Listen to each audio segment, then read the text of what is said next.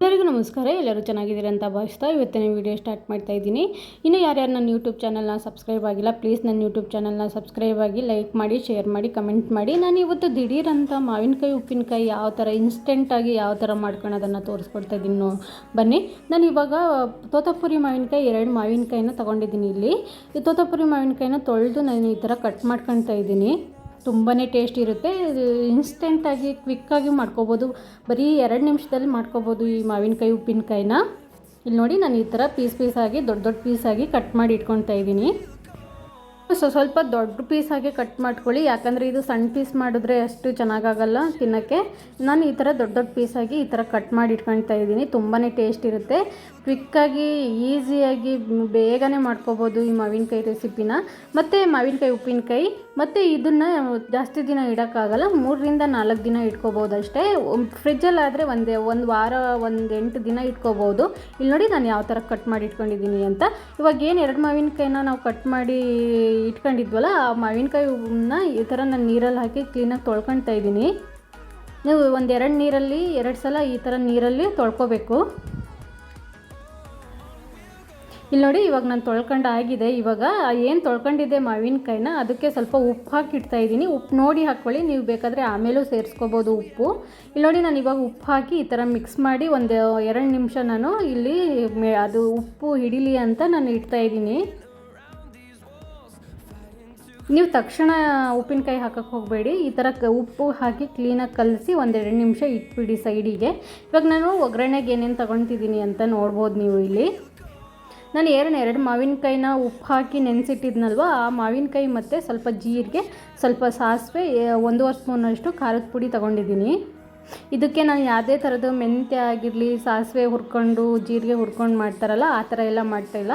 ಇನ್ಸ್ಟೆಂಟಾಗಿ ದಿಢೀರಂತ ಯಾವ ಥರ ಮಾಡ್ಕೊಳ್ಳೋದು, ಬೇಗ ನಮಗೆ ಉಪ್ಪಿನಕಾಯಿ ತಿನ್ನಬೇಕನ್ನಿಸ್ತಾ ಇದೆ ಅಂದಾಗ ಯಾವ ಥರ ಮಾಡ್ಕೊಳ್ಳೋದು ಅನ್ನೋದನ್ನು ತಿಳಿಸ್ಕೊಡ್ತಾ ಇದ್ದೀನಿ. ಇಲ್ಲಿ ನೋಡಿ, ನಾನು ಒಂದು ಪಾತ್ರೆಗೆ ಸ್ವಲ್ಪ ಎಣ್ಣೆ ಹಾಕ್ಕೊಂಡು ಸಾಸಿವೆ ಹಾಕ್ಕೊಳ್ತಾ ಇದ್ದೀನಿ. ಸಾಸಿವೆ ಚಟಪಟ ಅಂದಮೇಲೆ ಸ್ವಲ್ಪ ಜೀರಿಗೆ ಹಾಕ್ಕೊಳ್ತಾ ಇದ್ದೀನಿ. ಇವಾಗ ಇದನ್ನು ನಾವು ಏನು ಖಾರದ ಪುಡಿ ಹಾಕ್ತೀವಿ ಆವಾಗ ಸ್ಟವ್ ಆಫ್ ಮಾಡ್ಕೋಬೇಡಿ. ಆಫ್ ಮಾಡಿಕೊಂಡು ಆಮೇಲೆ ಖಾರದ ಪುಡಿ ಹಾಕಿ, ಯಾಕಂದರೆ ಅದು ಖಾರದ ಪುಡಿ ಹಾಕಿದಾಗ ಸೀದೋಗೋ ಚಾನ್ಸ್ ಇರುತ್ತೆ. ಹಾಗಾಗಿ ನಾನು ಸ್ಟವ್ ಆಫ್ ಮಾಡ್ಕೊಳ್ತಾ ಇದ್ದೀನಿ ಇಲ್ಲಿ ಖಾರದ ಪುಡಿ ಹಾಕಿ. ಆವಾಗಲೇ ಏನು ಮಾವಿನಕಾಯಿನ ಉಪ್ಪು ಹಾಕಿ ನೆನೆಸಿಟ್ಟಿದ್ವಿ, ಆ ಮಾವಿನಕಾಯಿನ ಆ್ಯಡ್ ಮಾಡ್ತಾ ಇದ್ದೀನಿ. ಇಲ್ಲಿ ನೋಡಿ, ಇಷ್ಟೇ ನಾವು ಮಾವಿನಕಾಯಿನ ಉಪ್ಪಿನಕಾಯಿ ಹಾಕ್ತಾ ಇರೋದು. ಇನ್ಸ್ಟೆಂಟಾಗಿ ಕ್ವಿಕ್ಕಾಗಿ ತುಂಬಾ ಟೇಸ್ಟ್ ಇರುತ್ತೆ, ತುಂಬಾ ರುಚಿ ಇರುತ್ತೆ ಇದು ತಿನ್ನಲಿಕ್ಕೆ.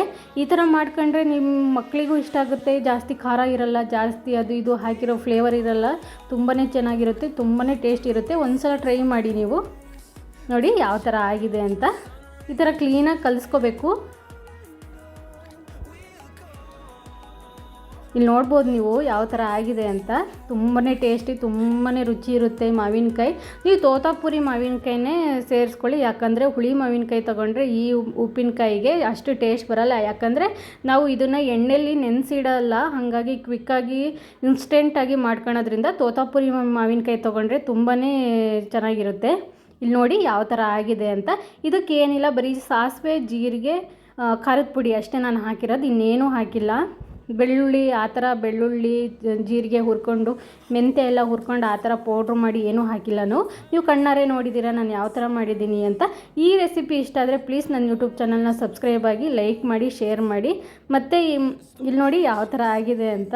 ನೀವು ಈ ವಿಡಿಯೋನ ಲೈಕ್ ಮಾಡಿದ್ರೆ, ಸಬ್ಸ್ಕ್ರೈಬ್ ಆಗಿದ್ರೆ ತಾನೇ ನನಗೆ ಗೊತ್ತಾಗೋದು ನನ್ನ ವಿಡಿಯೋ ಯಾವ ಥರ ಬರ್ತಿದೆ, ನನ್ನ ವಿಡಿಯೋ ನಿಮಗೆ ಇಷ್ಟ ಆಗ್ತಿದೆಯಾ ಇಲ್ಲ ಅನ್ನೋದನ್ನು ನನಗೆ ಗೊತ್ತಾಗುತ್ತೆ. ಇಲ್ಲಿ ನೋಡಿ ಯಾವ ಥರ ಕಾಣಿಸ್ತಿದೆ ಅಂತ. ನೀವು ಇದನ್ನು ತುಂಬಾ ಈಸಿಯಾಗಿ ಮಾಡ್ಕೋಬೋದು ಮತ್ತು ತುಂಬ ಅತಿ ಸುಲಭವಾಗಿ ಮಾಡ್ಕೋಬೋದು. ತುಂಬಾ ಚೆನ್ನಾಗಿರುತ್ತೆ. ನೀವು ಏನು ಮಾವಿನಕಾಯಿ ಹೋಳು ಕಟ್ ಮಾಡ್ಕೊಳ್ತೀರಾ ಅವಾಗ ಸ್ವಲ್ಪ ದೊಡ್ಡ ಹೋಳಾಗಿ ಕಟ್ ಮಾಡ್ಕೊಳ್ಳಿ. ಅವಾಗ ಏನಾಗುತ್ತೆ, ತಿನ್ನೋಕ್ಕೆ ಚೆನ್ನಾಗಿ ಸಿಗುತ್ತೆ. ಮಕ್ಳಿಗೆ ಕೊಡೋದಿದ್ರೂ ಚೆನ್ನಾಗಿರುತ್ತೆ. ಇಲ್ಲಿ ನೋಡಿ, ನನ್ನ ಮಗುಗೆ ಕೊಡ್ತಾಯಿದ್ದೀನಿ, ಅವ್ನು ತಿಂದು ಏನು ಹೇಳ್ತಾನೆ ಅಂತ ನೀವೇ ನೋಡಿ. ಸ್ವಲ್ಪ ಟೇಸ್ಟ್ ನೋಡ್ತಾನೆ, ಆಮೇಲೆ ಚೆನ್ನಾಗಿದ್ರೆ ಬಾಯಲ್ಲಿ ಗಪುಕ್ ಅಂತ ಬಾಯಿಗೆ ಹಾಕ್ಕೊಂಡು ಆಮೇಲೆ ಅವ್ನ ರಿಯಾಕ್ಷನ್ ಹೆಂಗಿರುತ್ತೆ ಅಂತ ನೋಡಿ ನೀವೇ. ಸೂಪರ್ ಇದೆಯಂತೆ, ತುಂಬ ಚೆನ್ನಾಗಿದೆಯಂತೆ, ಅದಕ್ಕೆ ಡ್ಯಾನ್ಸ್ ಎಲ್ಲ ಮಾಡ್ತಿದ್ದಾನೆ. ನನ್ನ ವಿಡಿಯೋ ಇಷ್ಟ ಆದರೆ ಪ್ಲೀಸ್ ನನ್ನ ಯೂಟ್ಯೂಬ್ ಚಾನಲ್ನ ಸಬ್ಸ್ಕ್ರೈಬ್ ಆಗಿ. Thank you all.